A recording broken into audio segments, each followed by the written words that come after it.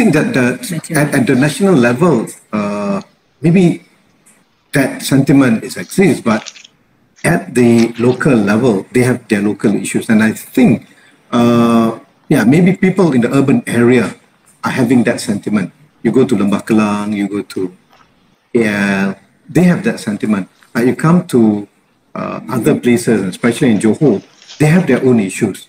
Although on UMNO side, they keep playing with that. But again, yes, there are a certain portion of the voters, there are a certain portion of the people might feel disappointed, but in general, they feel disappointed more with the ruling of PN and the misconduct of PN and the failure of both PN and BN in handling the COVID issue and in handling the economy. If you ask me now whether the disappointment is about the previous government of PH or the disappointment about the current government, they have more and bigger disappointment towards the current government. The shortage supply of chicken, even KFC is facing a big problem now. The shortage supply of eggs, and state government, the Johor state government, the one before the Zog, they didn't do anything. Unlike the state government of Selangor, for example, they interfere with that and they're giving subsidies. And the unemployment issue, there's no serious intervention from the state during the MCO to overcome this problem. There's no serious intervention. And number 4, education.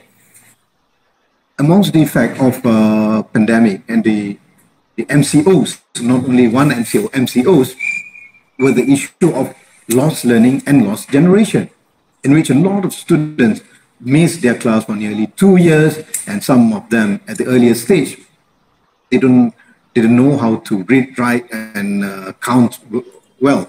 And Johor fallen into the second highest amount of students who doesn't know to write, read, and count well. You can find it in Berita Harian, the percentage. And the state government is doing nothing. We have no hope in the current Ministry of Education because they are as useless as any other ministries. But state of Johor, at least we hope that they can do something.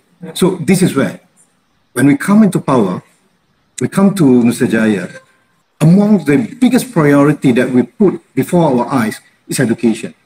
We want to fix this. We want to make sure Johor to become an educated nation, educated state, sorry, and also a reading state. And the most important part, we want to save the lost generation. We want to make sure nobody will left out, nobody will not be able to write, read, and count. And we will make sure that access to education will be open to everybody, especially to those marginalized communities like Orang Asli and the OKU. We want to make sure Johor is the friendliest state to the OKU.